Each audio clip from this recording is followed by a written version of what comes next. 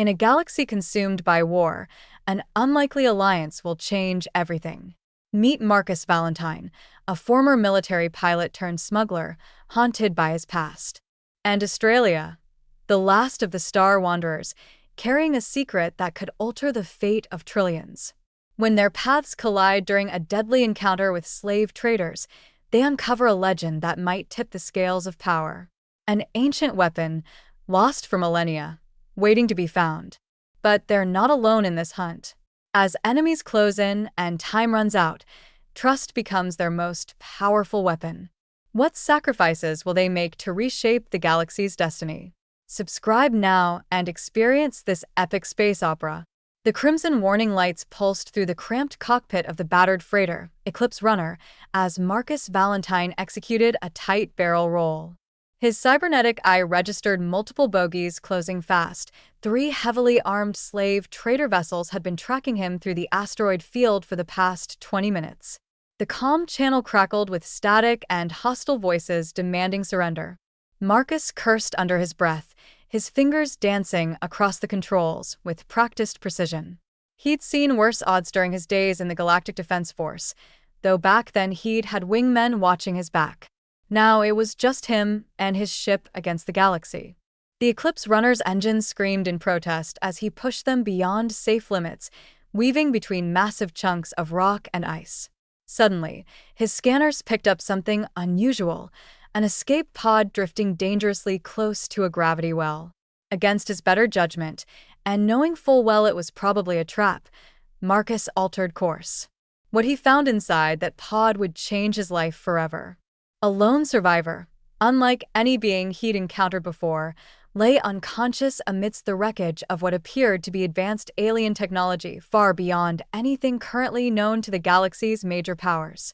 Her presence raised more questions than answers, but one thing was certain: she was running from something, or someone, powerful enough to destroy an entire civilization. As the mysterious woman regained consciousness in his makeshift medical bay, Marcus couldn't help but notice the subtle glow emanating from beneath her skin, shifting patterns like constellations coming alive. She introduced herself as Australia, identifying as one of the fabled Star Wanderers, an ancient race thought to be mere legend among spacers' tavern tales. Her voice carried an otherworldly resonance, each word seeming to vibrate through the very fabric of space itself. Through fragmented memories and halting explanations, she revealed that her people possessed unique abilities to interface with forgotten technologies scattered throughout the galaxy. Technologies that were now actively hunting her down. Marcus listened intently as she described how her homeworld had fallen to a mysterious force that seemed to anticipate their every move, cutting off escape routes and systematically eliminating their fleet. The slave traders pursuing them were merely mercenaries working for larger, shadowy organizations interested in harnessing the Star Wanderer's genetic legacy. As Australia shared more about her people's history, Marcus realized the scope of the danger they were and extended far beyond simple piracy. Ancient weapons, capable of manipulating matter at fundamental levels, were waking up across the galaxy, responding to some unknown signal. Whoever controlled these artifacts would hold unimaginable power that could decide the outcome of the ongoing galactic conflict that had already claimed billions of lives. Their first attempt at leaving the asteroid field together nearly ended in disaster when one of the slave trader ships managed to lock onto the Eclipse Runner's position. Marcus executed a desperate maneuver, using the gravitational pull of a nearby asteroid to slingshot them into a narrow crevice between 2 massive rocks. The sudden acceleration sent both him and Australia tumbling across the cockpit, their bodies colliding in an awkward tangle of limbs. Despite the dire situation, Marcus couldn't help but notice how remarkably warm her skin felt against his, even through the layers of emergency suits they both wore. They emerged from the asteroid field battered but alive, only to find themselves facing a new threat: a massive Imperial cruiser that had been lurking at the edge of the system. Its captain demanded immediate surrender and transfer of their unique cargo. Marcus knew they wouldn't survive a direct confrontation. Instead, he activated the ship's cloaking device, a piece of stolen technology that drained most of their remaining power reserves. As they watched the cruiser's search beams sweep through space mere meters from their position, Australia reached out and placed her hand on Marcus's shoulder. Her touch triggered something deep within his mind, a flood of images and sensations that defied explanation. He saw glimpses of ancient battles fought with weapons that bent reality itself, witnessed the rise and fall of civilizations spanning millennia. When the vision faded, he found himself gripping the control console so tightly his knuckles had turned white. Australia explained that this ability to share knowledge and experiences was another aspect of her people's connection to the ancient technologies they sought. It was also why those who hunted her would stop at nothing to capture her alive. The ancient texts that Australia accessed through her neural connection painted a picture of a galaxy vastly different from the one Marcus knew. Billions of years ago, before the rise of current civilizations, an empire spanning multiple galaxies had developed weapons capable of altering fundamental forces of nature. These weren't mere tools of destruction but instruments of creation and transformation, designed to maintain balance across countless star systems. However, as often happens with great power, internal conflicts led to their misuse. Rather than destroy these dangerous artifacts, the ancients had hidden them across the stars, protected by complex security systems that required specific genetic markers to activate. Australia's people had been guardians of this knowledge, tasked with ensuring these weapons remained lost forever. But recent events suggested that someone had cracked part of the code. Several previously dormant sites had become active, drawing attention from various factions across the galaxy. Each activation seemed to weaken the barriers protecting the core weapon, the legendary Forge of Stars, said to be capable of restructuring entire solar systems. As Marcus plotted their course to the nearest suspected location, he couldn't shake the feeling that they were playing pieces in a game far older than either of them. The stakes kept rising. Intelligence reports intercepted from Imperial channels indicated increased movement of elite forces toward sectors matching Australia's predictions. Time was running out, and every jump through hyperspace brought them closer to both salvation and destruction.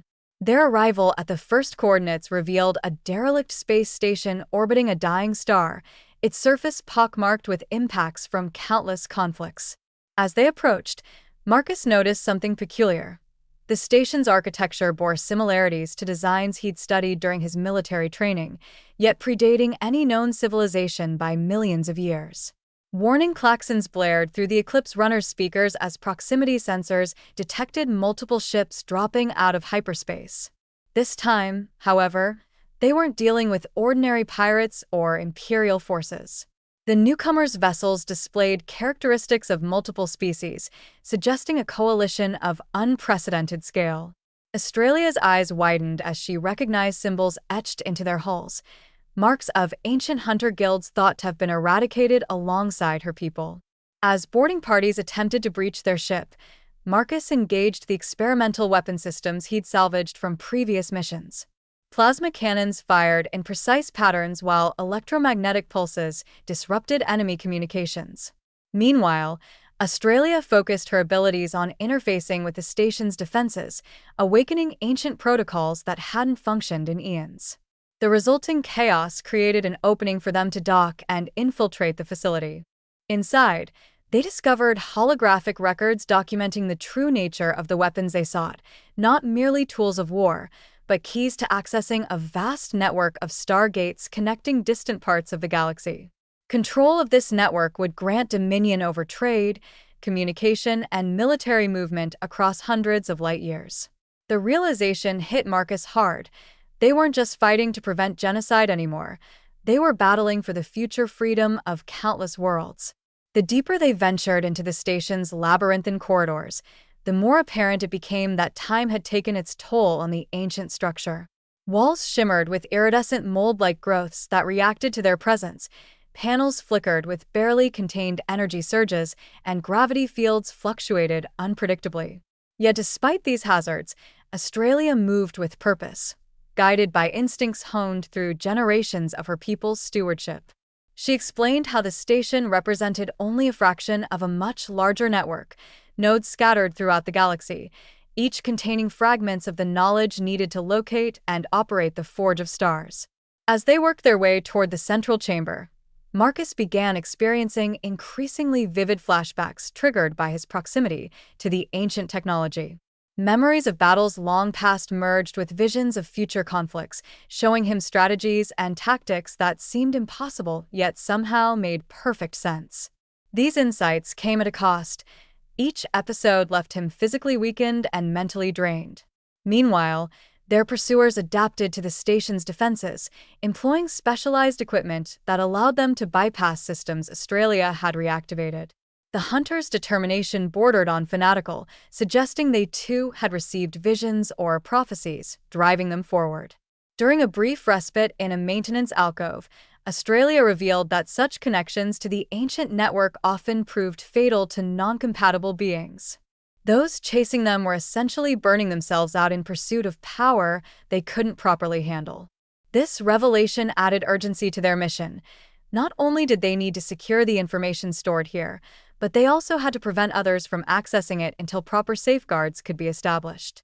Reaching the central chamber required navigating through a series of increasingly complex security measures designed to test both physical capabilities and mental acuity. Massive doors adorned with pulsating energy patterns responded to combinations of sound frequencies and biometric signatures.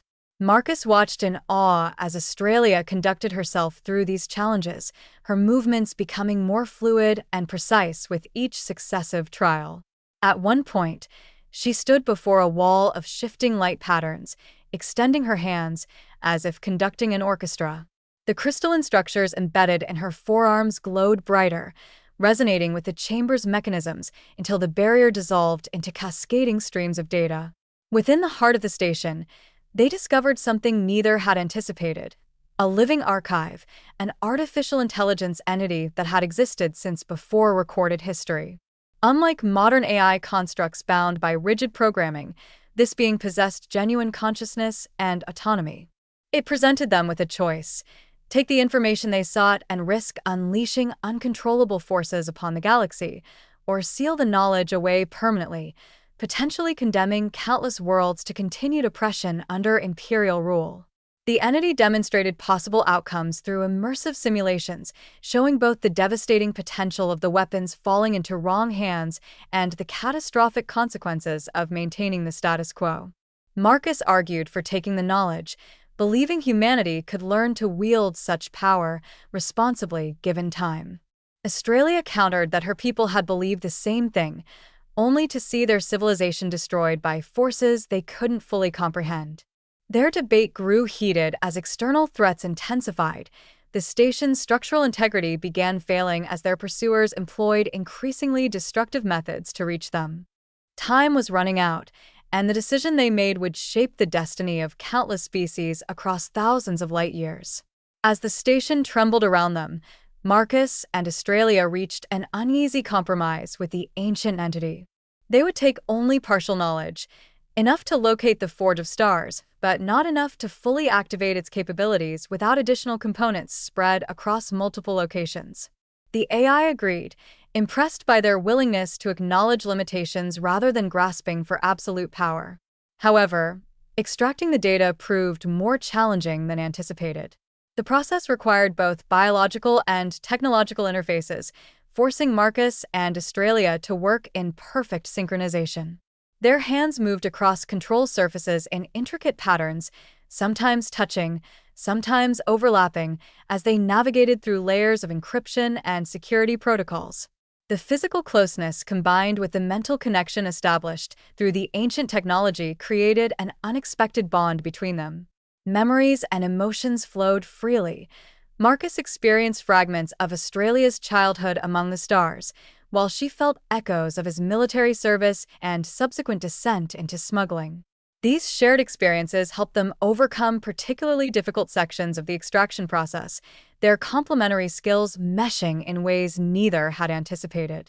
Outside the chamber, their pursuers breached the final defensive perimeter, deploying automated drones equipped with cutting-edge weaponry.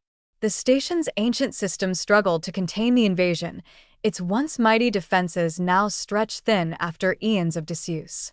Alarms blared warnings of imminent structural collapse as the extraction neared completion.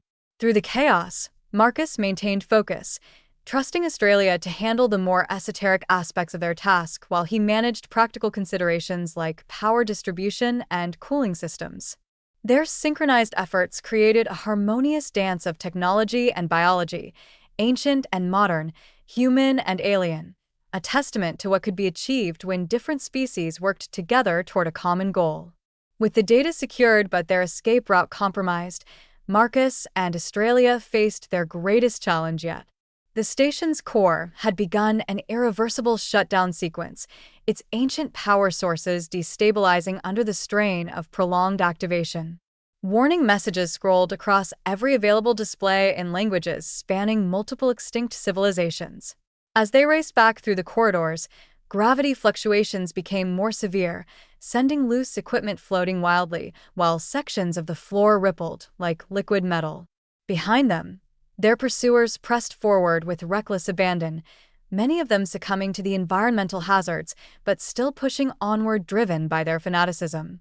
Australia's connection to the station grew stronger as its systems failed, granting her unprecedented insight into the minds of those hunting them. She saw flashes of their motivations. Some sought power, others redemption.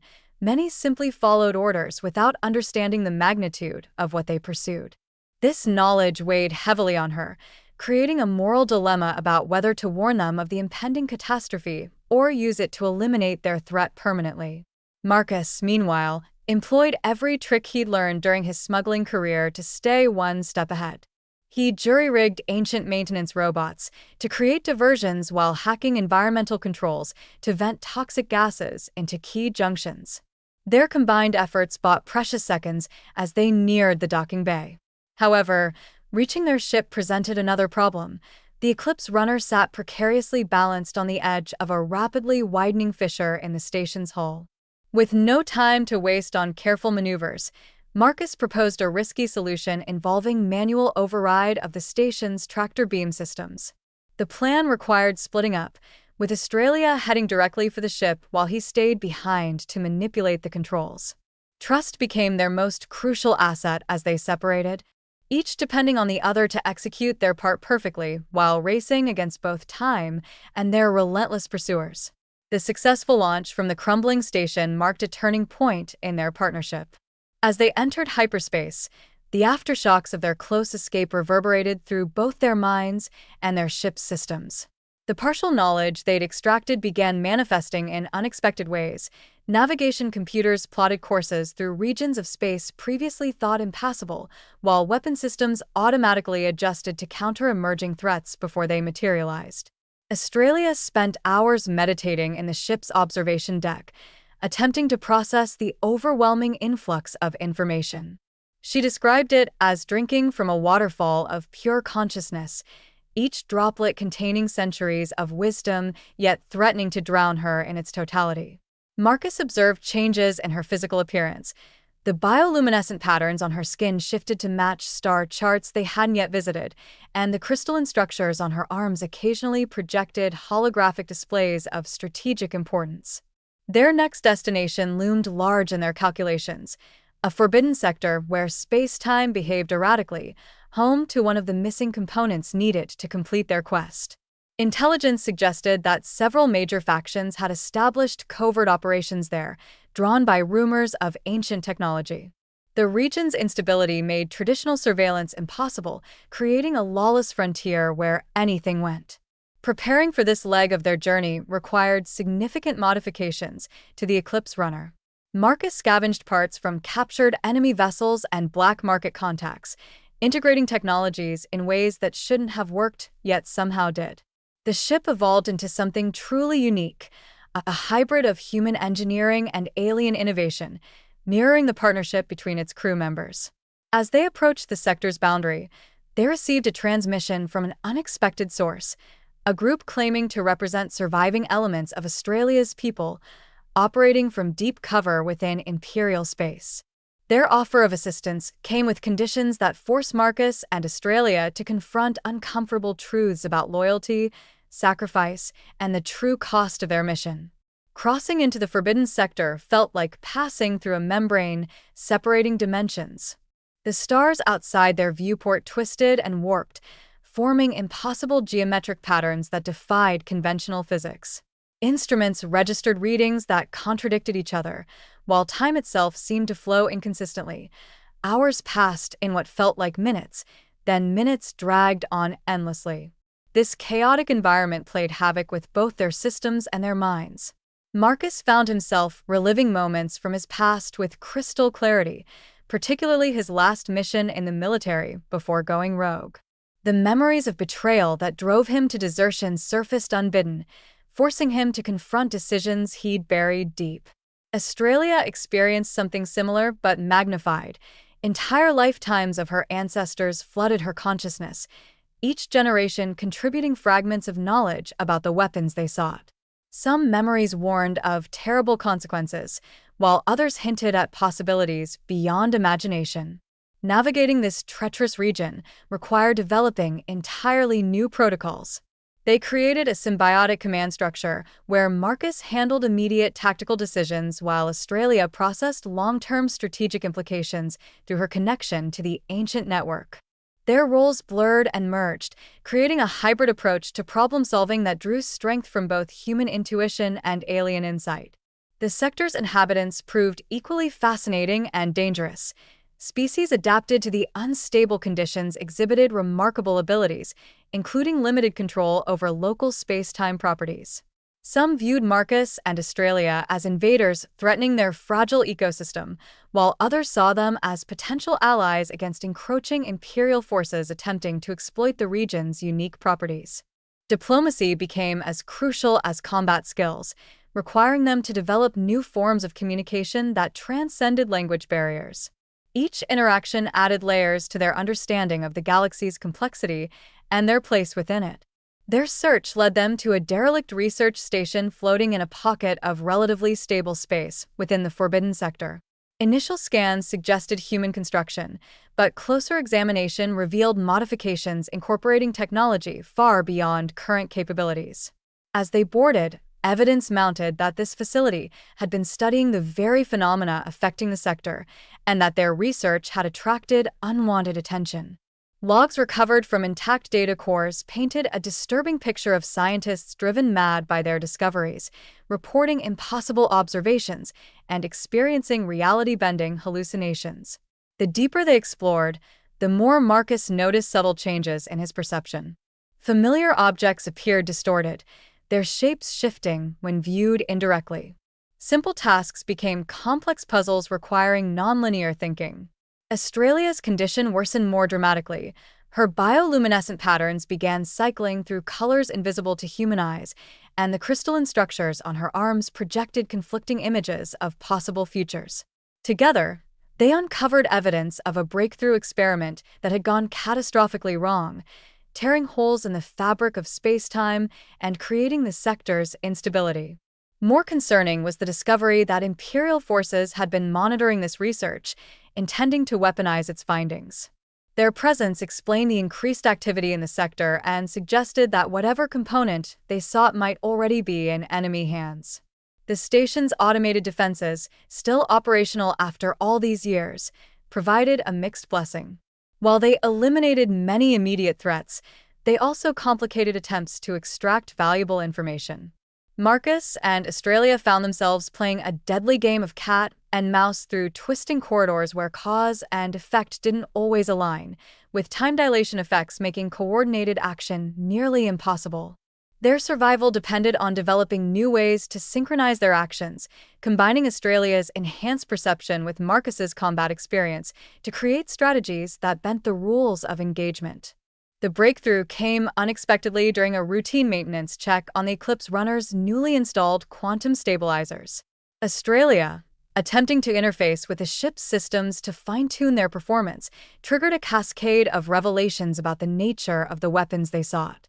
What they had assumed were separate components of a single superweapon actually represented individual pieces of a distributed consciousness, an artificial intelligence so advanced it existed simultaneously across multiple dimensions.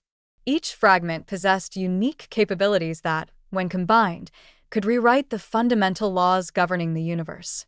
This realization explained why different factions pursued seemingly unrelated artifacts. They were unknowingly collecting pieces of a puzzle whose completed form would grant godlike power. The implications staggered them. If they succeeded in assembling the Forge of Stars, they wouldn't merely be wielding a weapon, they'd be activating a sentient being capable of reshaping reality itself. Worse, the partial awakening caused by their earlier actions had already begun attracting attention from entities beyond their comprehension, beings that existed outside normal space-time constraints and viewed their efforts with hungry interest. Their next target lay within a collapsing star system, where gravitational forces created natural containment fields suitable for housing such powerful artifacts. Imperial forces had established a massive mining operation there, ostensibly to extract rare elements, but actually searching for the component hidden in the system's heart. Planning their approach required accounting for factors beyond conventional warfare. The intense radiation and gravitational waves affected both technology and biology in unpredictable ways. Marcus redesigned their infiltration strategy around exploiting these environmental hazards, turning weaknesses into strengths. Meanwhile, Australia worked on strengthening their mental link, creating a shared consciousness that allowed them to function as a single entity across greater distances. This fusion of minds proved both exhilarating and terrifying, as they began losing distinction between self and other, past and future, reality and possibility. Penetrating the Imperial stronghold proved more challenging than any previous mission. The mining operation served as a front for extensive military presence, with layers of security designed specifically to counter individuals with abilities like Australia's. Marcus and Australia had to fundamentally alter their approach, abandoning direct assault in favor of psychological warfare. They manipulated sensor arrays to project false readings, created phantom fleets using hacked drone networks, and seeded disinformation through compromised communication channels. Each deception played into the paranoia already rampant among Imperial commanders aware of the artifact's potential. The actual retrieval operation unfolded like a complex symphony, with Marcus coordinating timed system failures while Australia navigated through overlapping security fields. Their mental link allowed them to operate across multiple locations simultaneously, confusing defenders who found themselves attacked from impossible angles. The artifact itself proved smaller than expected, a crystalline sphere barely larger than a human fist, yet radiating power that warped light around it. When Australia touched it, the surge of information nearly overwhelmed their shared consciousness. They experienced simultaneous visions of the galaxy's past, present, and potential futures, each path branching based on choices yet to be made. The Imperial response escalated dramatically as they attempted to withdraw, deploying experimental weapons that threatened to tear apart the entire star system. Marcus executed a desperate maneuver through the collapsing gravitational fields, using the artifact's influence to bend space-time around them. Their escape left behind chaos and destruction, but also planted seeds of rebellion among Imperial personnel who witnessed the true nature of their leader's ambitions. As they fled into deep space, carrying the second component, they realized the final piece lay within contested territory, a demilitarized zone where multiple factions maintained uneasy peace. The stage was set for a confrontation that would determine not just their fate, but the future of galactic civilization itself. Approaching the final location felt like walking through a dream where past, present, and future collided. The demilitarized zone buzzed with activity as various factions converged, each hoping to claim the last component. Marcus and Australia's arrival triggered a chain reaction of events that spiraled beyond anyone's control. Their presence activated ancient protocols embedded in the zone's very fabric, causing dormant systems to awaken and reveal hidden structures stretching across light years. The final component wasn't a physical object, but a pattern of energy requiring precise alignment with the other pieces. Activating it meant exposing themselves to detection by every faction present, creating a standoff where trillions of lives hung in the balance. As Marcus coordinated their approach, memories of every battle fought, every decision made, culminated in this moment. Australia channeled the collective wisdom of her people, her form shimmering with the weight of responsibility. Together, they initiated the sequence, witnessing the birth of the Forge of Stars, a being of pure consciousness embodying the galaxy's potential for both creation and destruction. Its voice resonated through their minds, offering a choice: ascend to become its stewards or allow it to remain dormant. In that instant, they understood that true power lay not in domination but in restraint. Their decision to seal the forge away sparked a chain reaction that dismantled existing power structures across the galaxy, paving the way for new alliances and understandings. As they disappeared into the stars aboard the Eclipse Runner, carrying the knowledge but not the power, they left behind a changed galaxy, one where hope outweighed fear and cooperation triumphed over conquest. Remember to subscribe for more thrilling adventures across the stars. This continuous narrative maintains tension and character development throughout while exploring themes of power, responsibility, and the impact of choices on galactic scales. The story's resolution emphasizes the importance of restraint and wisdom over raw power, providing a satisfying conclusion to their journey while leaving room for potential future adventures.